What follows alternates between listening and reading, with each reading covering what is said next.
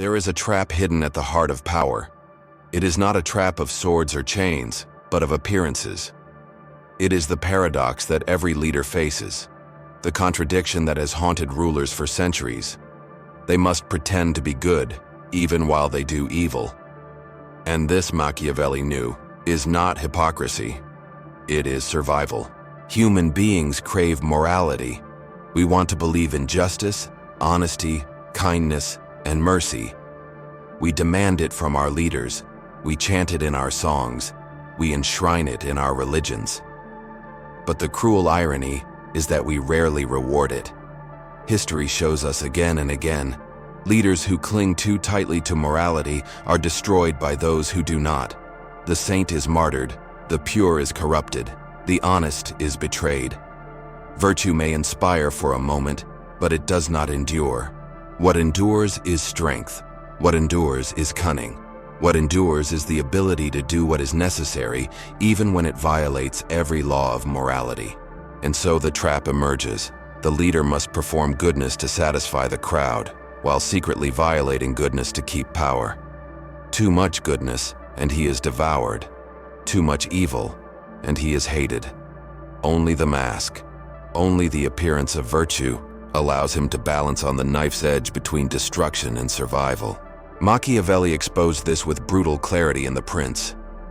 He wrote that a ruler must learn to appear merciful, faithful, humane, religious, and upright, but be prepared to act in the opposite way if necessity requires.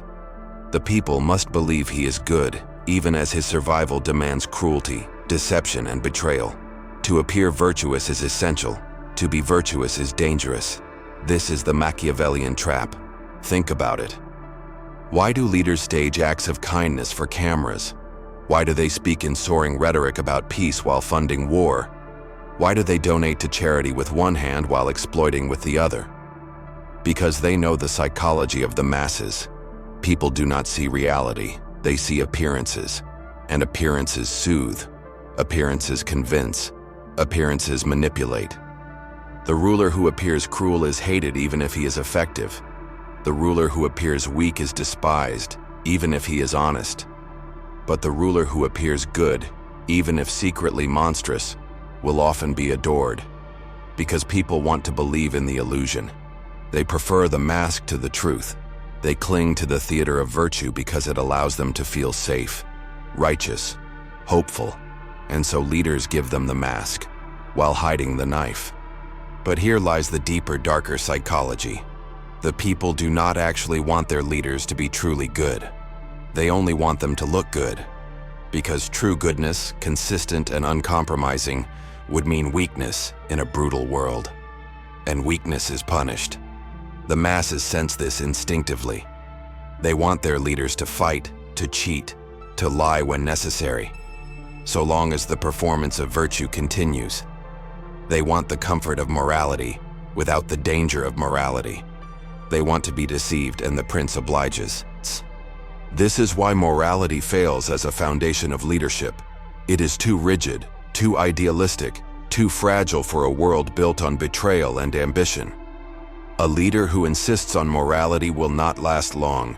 His enemies will devour him. His allies will abandon him. His people will turn on him the moment survival is threatened.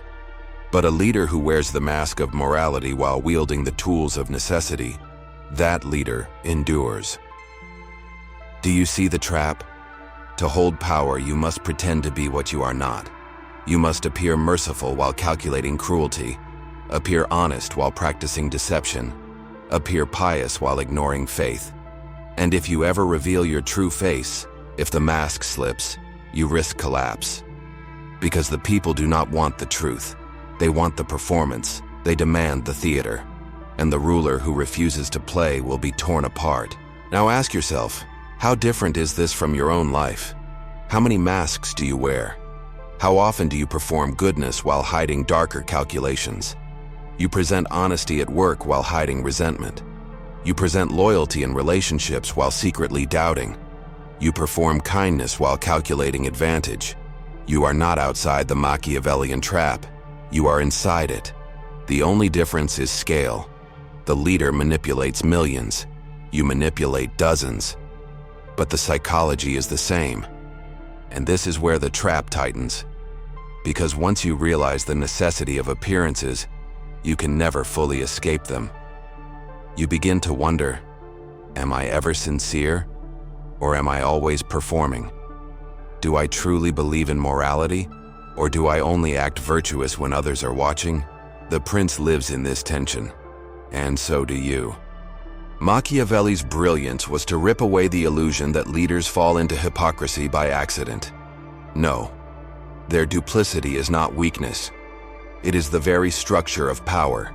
To rule is to deceive. To endure is to pretend. And this is why leaders across centuries, across nations, across cultures, all behave the same way. They speak of virtue and practice vice. They must. The world demands it. The people demand it. Power itself demands it. So the next time you hear a leader speak of justice, of peace, of honesty, do not ask whether they mean it. Ask instead, why do they want you to believe it? What necessity hides behind the mask? What cruelty is being disguised with the performance of goodness? This is how you escape the illusions of politics. By refusing to be hypnotized by appearances, by always searching for the necessity behind the mask. And if you stay, if you subscribe, if you keep following this dark path of thought, I will show you more. Because in the next part, we will go deeper into the psychology of this trap, how leaders balance cruelty and mercy, honesty and deceit, faith and corruption, to maintain their illusions. You will see not only why they pretend, but how they succeed. And once you see the mechanics of the mask, you can never again be deceived by it. The Machiavellian trap is not a relic of the past. It is the anatomy of every leader you follow today. And if you dare, I'll show you its deepest workings. To understand why leaders must pretend, you must understand the tools they use to sustain the illusion. It is not enough to put on a mask once. The mask must be maintained, polished, reinforced with rituals and performances so convincing that people forget to ask whether it is real.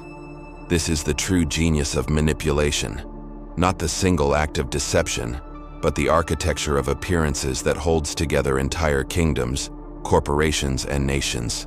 Machiavelli mapped this architecture with merciless precision. He described how rulers must balance virtue and vice, cruelty and mercy, truth and lies, so that neither overwhelms the other. Appear too cruel, and you will be hated. Appear too merciful, and you will be disrespected. Appear too honest, and you will be destroyed.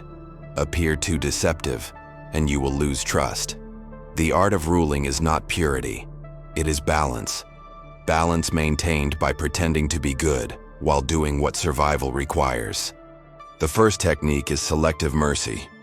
A ruler cannot be merciful always, for constant mercy breeds contempt. Nor can he be cruel always, for cruelty breeds hatred. The trick is to apply mercy in public, cruelty in private.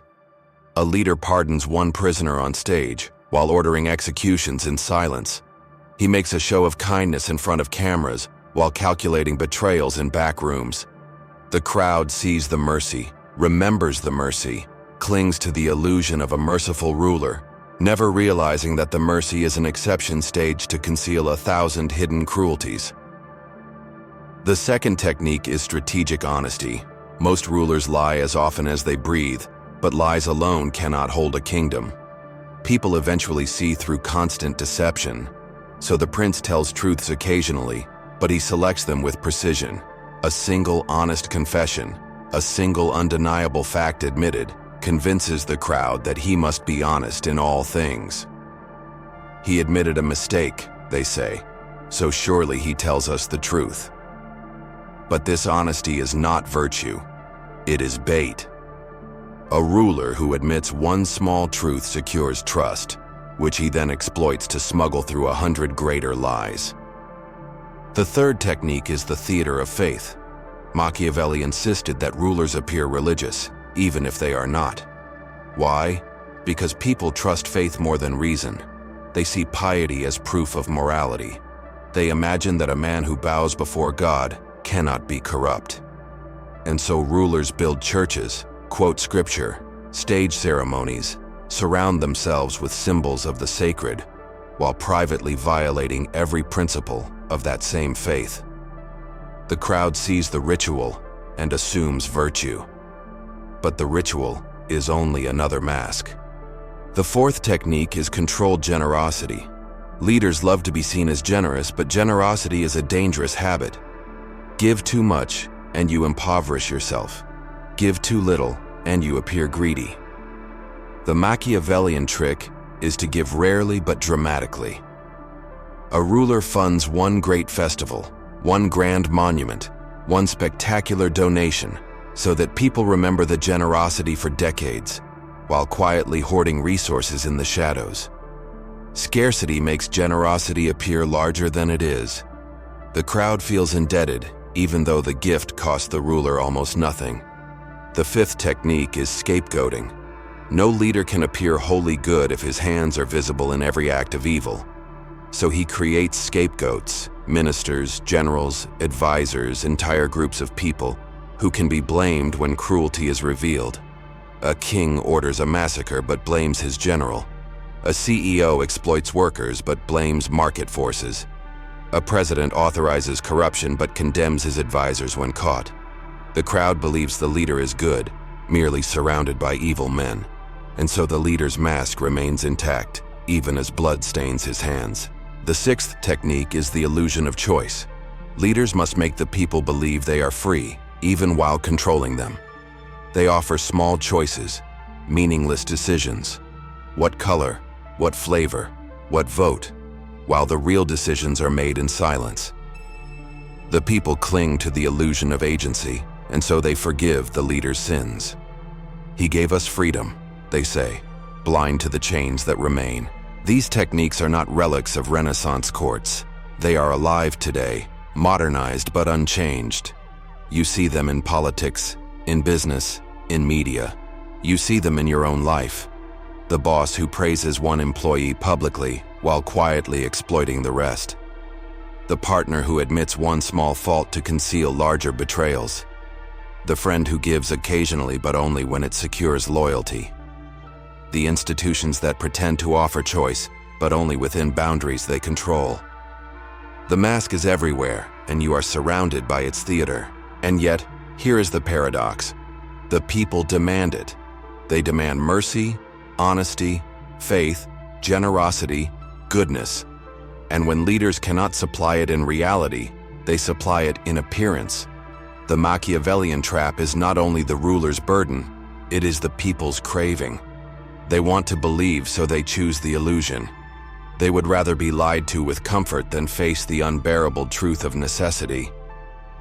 But what happens when the mask slips? What happens when the cruelty is exposed, the lies uncovered, the faith revealed as false, the generosity unmasked as manipulation? That is the nightmare every leader fears. Because once people see the performance for what it is, they do not forgive. They rage. They feel not only betrayed but humiliated for having believed. And humiliation is the fuel of rebellion. This is why leaders cling to the mask until their last breath. They know the moment it falls, they are doomed. Their people will not thank them for honesty. They will not reward them for sincerity. They will tear them down with hatred, because the illusion once broken is unbearable. Better to die wearing the mask than to live exposed without it. And yet, exposure always comes. Every performance has its limits. Every mask eventually cracks. In the next and final part, we will explore the collapse of the Machiavellian trap, how and why leaders are eventually undone, why the mask always falls, and what remains when the theater of goodness disintegrates. And when you see it, you will realize something darker, that this trap is not only for leaders, it is for you. Because you too live behind masks, and you too face the terror of being exposed. Every performance has an end. Every mask eventually cracks.